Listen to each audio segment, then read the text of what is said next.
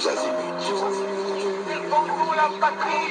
Peuple congolais, il est temps de nous lever, de nous serrer les coudes et d'agir pour défendre notre patrie, notre intégrité territoriale et l'intangibilité de nos frontières.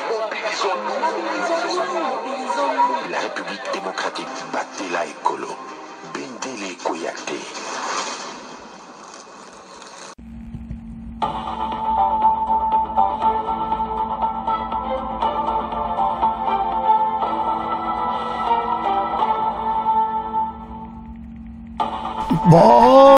Bonsoir, bonsoir, bonjour. C'est Congo News 24. Bande Konanga, comme toujours avant de commencer notre émission, nous disons merci à Dieu. Nous disons merci à nos chers abonnés et téléspectateurs qui nous suivent partout dans le monde et en RDC. Bande Konanga, soyez les bienvenus. À la une, chers téléspectateurs, Kamere et Assemblée vient de livrer Constant Mutamba. Bandeko Ezamawa et Nicolas Kazadi, Bandeko Batiki. Donc, aux hommes que non, yé maintenant Aza libre, Kazadi libre. Donc, Batiki Kazadi va sacrifier. Donc, Ezo Salamawa. Comment Makambo et Sandingo peut être distant en émission n'abisso. Deuxième point, chers téléspectateurs. On va commencer d'abord avec les FARDC, dotés de 2 avions en vue d'optimiser le déplacement des officiers pour une meilleure supervision de tout. Et puis, on va parler de Guazalendo, la guerre Bande Konangai, avec Oyokaka Batu Yakagami. Alors, tous à la connecter, peut-être développer en émission d'Abisso. Kakana Pona Bandeko, on va parler Oyokaka, la victoire diplomatique. À partir de Makambo à USA, Fachi, peuple congolais a satisfait, na Oyo, Moussala Basali, na niveau ya diplomatie. Donc, Makambo Zakitoko, tous à la connecter. Chers téléspectateurs, émission Nabse Bandi, et comme étant tout cela ensemble Masolo Yamboka.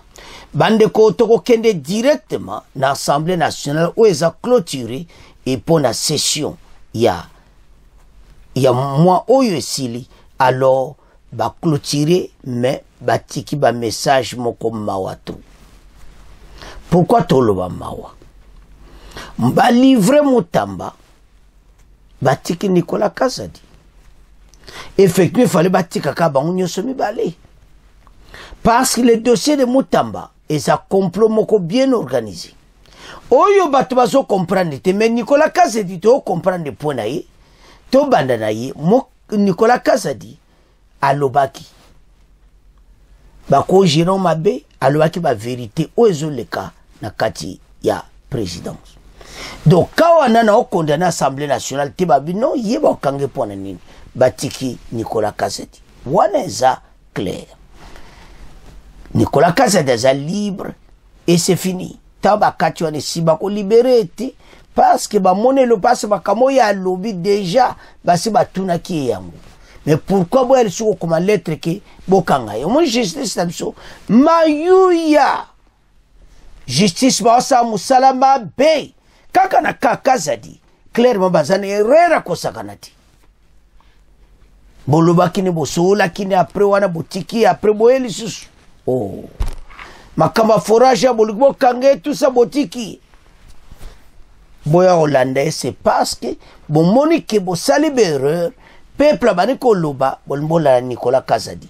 Nicolas Kazadi libre azovake librement na bokibation naï. Mais où est-ce que ça la passe à Constant Mutamba? Mutamba Ibimbongote. Mais un plan bien organisé par la justice congolaise.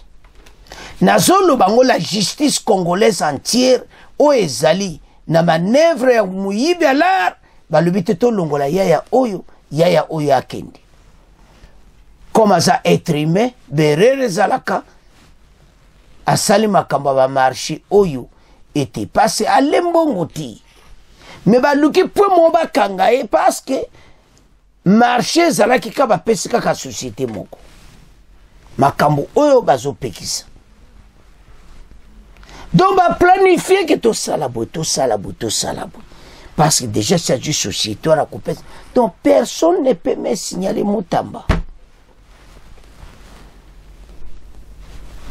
à ça sacrifié mais naïbi na noté sur le chef de l'État à Kotika. Pourquoi? Pour le moment il faut baser la chef de l'État parce qu'il y a qu'on démissionné et puis toi il y a qui démissionné. Bolanda très bien.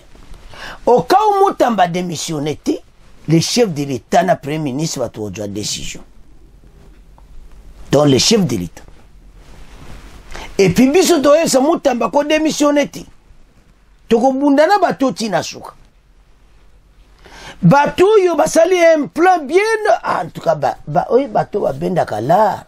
Bazama yel. Oye ke ba lekel Mutamba maïl.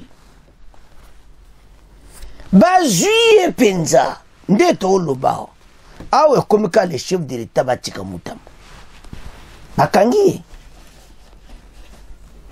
Assemblée nationale atiki na ye a livré parce que bakao bapesi ezomona clairement que za corruption et continue kati. Est-ce que tu comprends? Alors soko ota la décision oyo okomona clairement te en tout cas bateau ba continue na labo balume jeune oyo aye ko sala biso mobulu na kata justice to sala ka ba cop na biso moto aye ko déranger tous les cop bandeko mais ba olukelo jeté place ba on lia ka banda kala ba comme ba millionnaire omona ba juriste wana ba konzi ya justice wana ba le Mutamba ye ko bebisa bakamuna bango laksa Mutamba. Effectivement, juillet na pona. Parce que offre ba marché, il faut ça la public. L'État pour na kateke yoka mutogosal. Yamba benga o de marché gré à gré et ça contre na mboka na biso. C'est sa place bazo condamner Mutamba. Mais que ya bendi lar bazana preuve Mutamba yibi mbongo te inyari. Mais ça fait mal na makamde justice ezokende. Nazana colère mabe contre justice. Ces jeunes aiko sauver mboka. Plawana. Nebte so bazaki combien? Bakoza me ba 50 personnes ba osala ba plan na simanda ko ba jiba stylo ba bito sala do ba luka e banda kala. Babi yo yako bongsa justice à RDC. Mais c'est l'État maintenant fatigué faut sauver justice. Quand on livre Mutamba justice, koufi pour na libéla. Et président Félix Soko regretté ma makamuto yebsayo. Sauver Mutamba justice ko vanda. Sokite bazaba kanga ko sakana te do ba pema na kati ya force moko bazana ngo ba pema na kati ya justice babi non awa biso ma yele sili. Bande ko Mutamba ko sauver mboka. Totika ka kendebu. Ba Congolais bo s'élever contre ba conduire à justice bango balingi Mutamba te parce bon ba yibaka lara ko saganati. Ces jeunes n'a pas volé. Nazoeb Sabino m'a tombé na erreur moko grave. Oyu bandoki ya Congo ba kotika ye jamais. Awezaka le chef de l'État sauvé. Osomona parce que maintenant bazo poussé à démissionner. Ba Congolais bo élever ba voix. Mutamba a démissionné ti. Parce que soit démissionné ti, moi pe ba kangezati. Ezayako inda esi indi ba a démissionné ti Mutamba yoka ba Congolais bazo téléphoner yo. Ne démissionne pas. vas-y. Lobana ko démissionné te, ba ko longolo na makasi. Et maintenant, c'est l'intervention du chef de l'État et Premier ministre pour ba longola yo. Ba poursuivre yo. Au monument tchango negeza, ba kutani pi. Je ne suis pas sûr que Fachi Otoyebi a livré Kaka Mutamba. Atika Kende. Non, il a les droits. Même si à Koko se passe na ka oyo. Ce qui Mutamba démissionné te, Kaka Bakonzi, Motoba Kolongolai. Totanga, Toyeba ba réalité, Petoyo Kabexre, bon auto avancé. Kameri Assemblée vient de livrer Mutamba. Et Nicolas Kazadi est libre. Des sujets reviennent essentiellement dans la presse paru ce lundi en RDC. L'autorisation d'engager des poursuites contre Constant Mutamba et clôture de la 12e conférence des gouverneurs. Les députés nationaux ont autorisé dimanche 15 juin les poursuites judiciaires contre le ministre d'État chargé de la justice, Constant Mutamba, rapporte l'agence congolaise de presse. Cette autorisation a été accordée, explique l'agence, après l'adoption du rapport de la commission temporaire qui a été mise en place par la Chambre basse du Parlement pour statuer sur les réquisitoires du procureur général de la République ayant sollicité l'autorisation des poursuites judiciaires Bande Konangai. À la phase d'instruction dans l'affaire de détournement présumé de 19 millions alloué à la construction d'une prison à Kisangani, chef-lieu de la province de Tchopo. Si 363 députés votant à cette plénière, 322 ont voté pour 29 contre 12 se sont abstenus, indique Africa. Mandeko mboka na biso mutema mabeza ko sakanate. Pourquoi Mutamba est poursuivi et mais pas Kazadi? Mais Kazadi a un problème dans la justice. Quand Nicolas Kazadi a un problème dans la conduite à la justice. C'est Mutamba qui a un problème là-bas. Mutamba est que tout le monde a lion, ba pema pena na katali konda, na ba sac na ba banque na ba palais. Mutamba a tika bango poche vide. Ah ba otika yo. Bazawa na balala danza basali ba plan na bango. Na Assemblée nationale pe bazana mutu na bango pena avanda. Mutu Assemblée nationale pena ba lobby mais yo photo livre kaka. Parce que maintenant yo présenter pièce contre pièce. Ah macheza mobulwa. Mokilo eza pena manga taba. Donc ozomona pena ke bateau baza contre Yaya. Les jeunes Mutamba. Qu'est-ce qu'il a fait? Azako mérité Makamboti. Des aventures. Ça dit Mutamba tina ninga zawana azoye bate place ya komi. Wana baona motema bazolo monde tozio. Ochaki tembela bisoto. Monde tozio. Donc dans les coulisses ils parlent et tout ça. Ces gens sont des mauvais. À la tête de la justice congolaise. Ce n'est pas possible. Alors, suivons cet extrait sur Mutamba. Et on va parler un peu de Kazadi. Et on avance. Justice. Le ministre de la Justice, Constant Mutamba, est désormais contraint de présenter sa démission conformément à l'article 166 de la Constitution après que l'Assemblée nationale a autorisé dimanche l'ouverture des poursuites judiciaires à son encontre.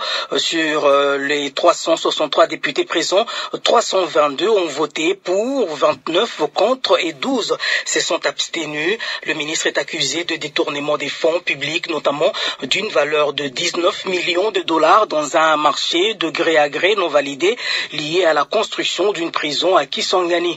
En cas de refus de démission, le président de la République et le Premier ministre pourraient décider de le révoquer pour préserver l'image du gouvernement. Par ailleurs, une autre demande de poursuite introduite par le procureur général Firmin Mvonde contre le député national Nicolas Kazadi n'a pas reçu l'aval de l'Assemblée nationale.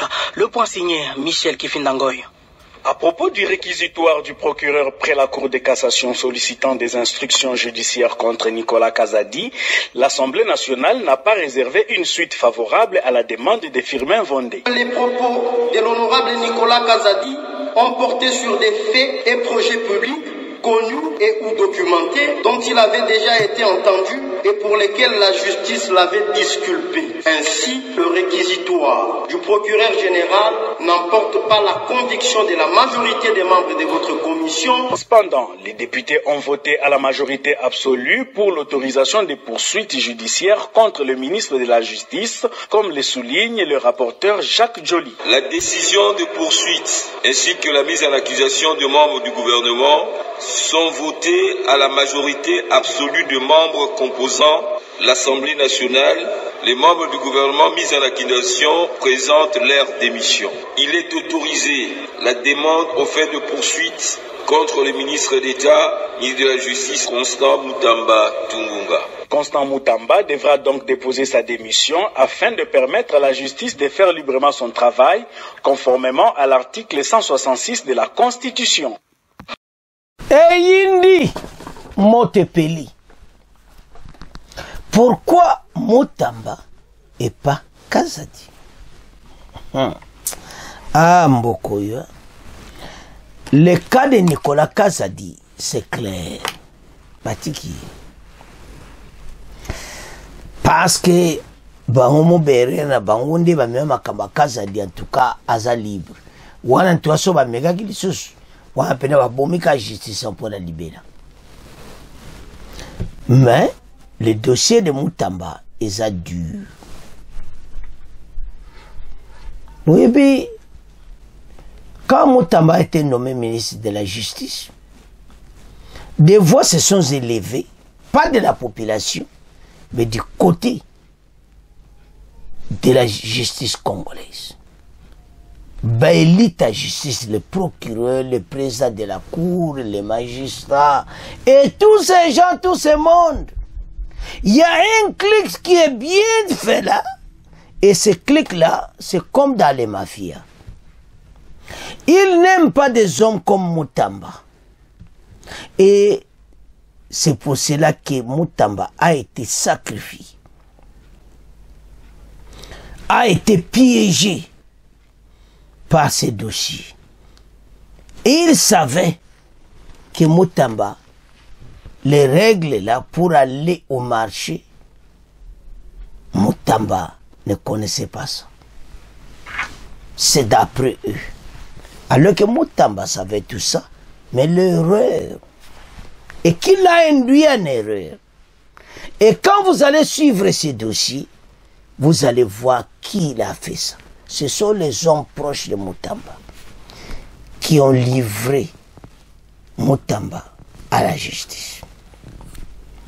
Et cette armée, Batouana nyonso na groupe la bango ya armée, tobe ya armée kaka po bazana minduki moko ba prépara ki Mutamba bayayo ba dessinango n'avait si préparé ce projet pendant combien de mois depuis que Mutamba est entré au pouvoir. Il cherchait tout à faire et de réunion en réunion le to sala bo moni ndenge zawana au sala prison toute balare kubima mena yesikuyo total ndenge ya kosala et au sala marché spécial offre moko populaire ou bien au sala des marchés de gré à gré. Donc balance basali be études, ils ont tout fait. Maintenant ils sont convaincus que oui, nous allons poursuivre le ministre Mutamba. Pourquoi? Parce que tout s'est passé quand ndenge wana. Et personne n'est venu l'aider à ce moment où il faisait ça. Parce que c'était un complot bien organisé. Et Mutamba, comment ça va? Wantaba oliko. Kalater, baoyambaye match c'est baby avocat on a mini avocat surtout na magistrat corrompu ko sukisa Mutamba. Ce n'est pas possible. Atako motema ngo yinda bolane extraordinaire. Comment on a expliqué? Et ça fait mal. En tout cas, to tiki dossier Mutamba na maboko na bino to komoke na deuxième point. Bande ko na deuxième point to ko diviser en trois parties mais to bana na président de la République. Le président Fachi a sombi 2 avions pour la FARDC. Pour basala ba relais, ba boulot kitoko, ba déplacement, 2 avions na ba libumundu na donc kitoko. Ba ko décorango bien forces armées, ba pèse en combo. Il y a ba ex-général, on a donné les noms comme ça, les noms où ils ont populé. Alors ba avion ne ko sauver pena kitoko. Ba sozo tala bien Fachi azo changé ka armée n'absolu du jour au jour. Ba jile le ba avion, le ba kodjelo mususu ba za. Do bilo bo faut okumisa. Ba congolais message kitoko. Pona 2 avions ba PC armée parce que ba tika kozala na ngoti. Alors tant to tala bilo ka boy. Bon mona teke eza exploit total. Donc makambo tozo luka ete armée comme apena na niveau mususu yango. Osomona. Alors, kaka na pont le makami balé, puis on va parler, il y a combat où ils ont salama entre les Wazalendo na armée. Na ba armée à M23. Donc, bango baza conventionnel M23 RDF parce que l'armée rwandaise qui se bat. Ata ba kosibuse zakaya mpona ba bimi bango nyonso ti. Alors, maintenant bitumba ezo salama ya usakanati. Ces jeunes balingi mboka. Yango tina ba barrer la route na batu parce que les baditions salama. Eza l'air ba on ba avancer. Les batika ko avancer. Ils sont tous cloués. Baza na place au kenditi do mawa pona bango. Alors, totanga bon auto avance. Togobanda, côté avion, les FARDC s'est doté de 2 avions en vue d'optimiser les déplacements des officiers pour une meilleure supervision. Des troupes de troupes ont bien organisé. Bakeba Zubango, Bamemi Bango, do Fachi, Masolo Kitoko. Y'a l'auto lobati. Bako comparé na bateau à Vassal 20 ans au pouvoir. Bateau sombe la même FARDC sata avion ti. Mais bambozo kenda ba pocha bateau. Tala Fachi ni gazo sa musala. Il faut donc dire que le président de la République a sali Moussala Bouetala 2 avions et vendus. Oh, Banamboka. Alors, wana en tout cas avion, tu vas commenter après. Et puis on va parler maintenant, il y a guerre. Les Wazalendo, Bandeko, Bazako Bunda, contre M23. Des violents affrontements, tous en assez après, tu as la victoire diplomatique confirmée. Des violents affrontements ont posé dans la matinée. Ce lundi 16 juin, les rebelles du M23 aux combattants du collectif de mouvements pour les changements CMC sur des collines de Mbumbacha et Bankuba, situés à environ 10 km de Mouessou, et le groupement Bukombo Cheferi de Buito, territoire de Rutshuru au Nord Kivu. Selon des sources locales, des détonations d'armes lourdes et légères ont retenti aux environs de 6 heures pour se poursuivre jusqu'à 9 heures. Ces affrontements ont provoqué des déplacements massifs des populations, des villages et intonnants. Et les habitants ont fui en direction de Bambiro et Mouessou, dans les territoires voisins de Massissi. Donc, Baza Okima tellement maquillé là-bas armes, parce que Wazelen doit comme bien équipé. Et puis, il y a une branche CMC au bas région de Wazalen. Depuis plusieurs jours,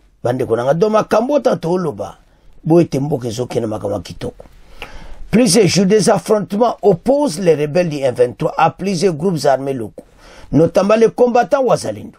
La semaine dernière, des combats avaient éclaté à Kachiru, où un centre de santé avait été touché par un engin explosif, blessant plusieurs personnes et occasionna d'importants dégâts matériels. Réservoir d'eau qui alimente l'hôpital local. Donc, banjé on a tellement bitumba qui makasi et que tu au un hôpital et tout ça. Alors, tant que là, les Wazalendo ba comme un niveau à force makasi. Et puis il m'a fait d'essai. Kotoyo ba du des avions, baza ko avancer. Alors, bateau ba comme na ba kaka. Donc, ba kopal kaka. Ba 123 ou. Parce que kalate ba ko yamba biloko moto. Tomeka ko discuter yango.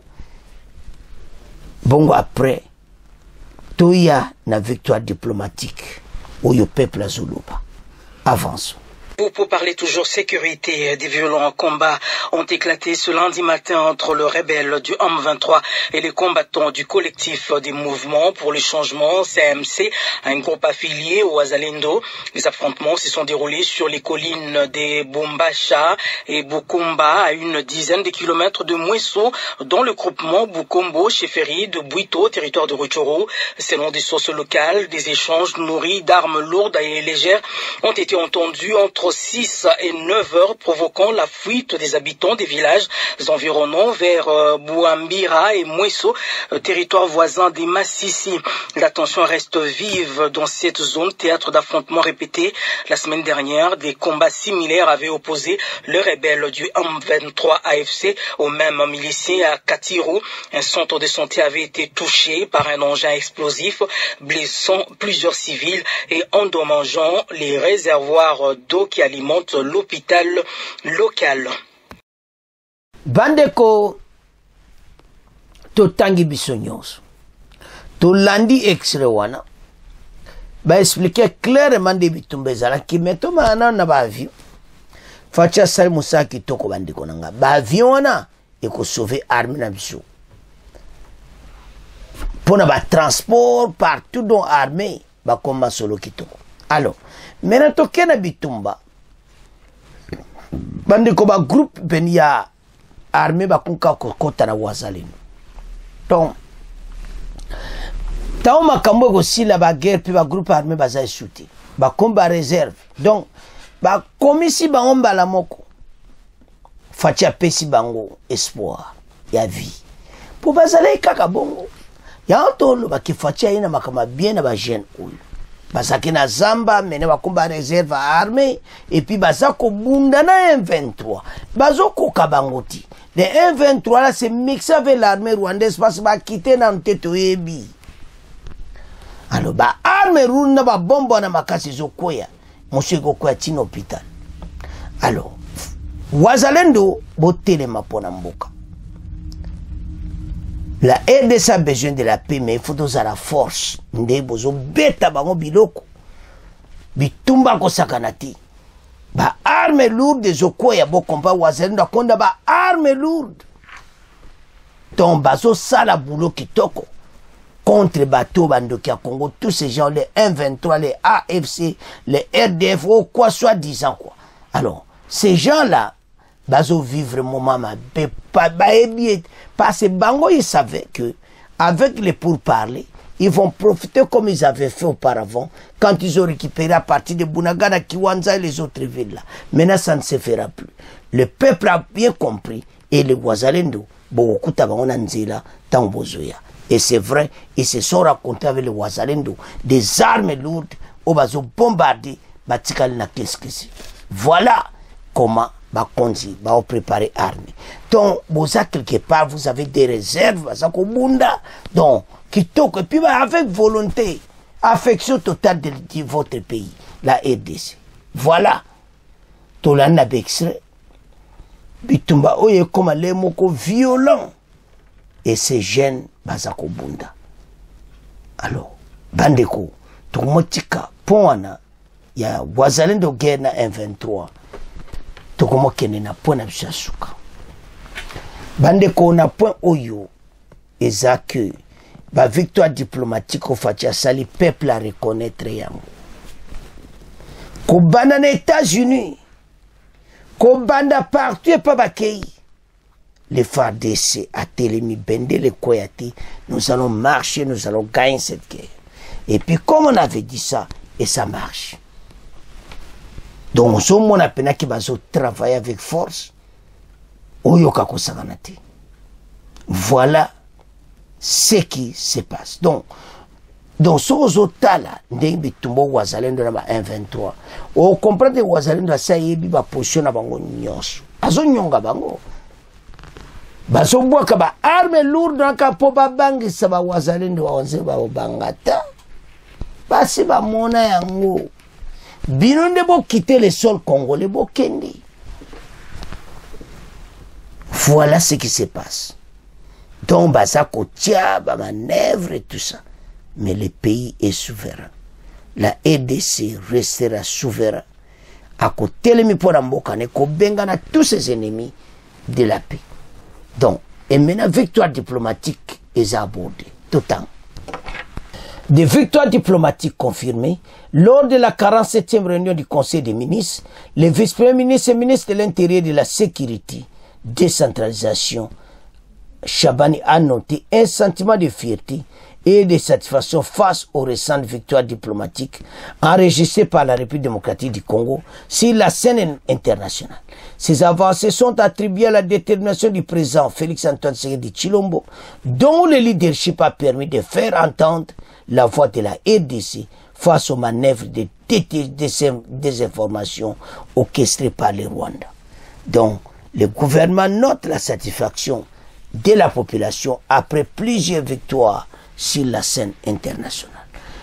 Bakai kwamba basali boulot, fachi yemoko do leloyo, Trump andimi, masolo kitoko.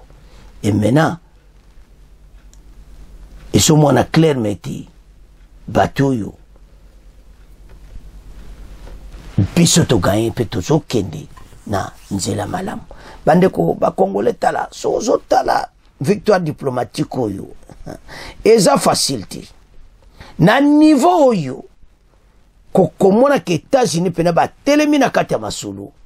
Donc ezo pesa kitoko. Alors, to développer masolo. Peuple congolais a commis si victoire diplomatique de Bolandiwana parce que c'était pas facile.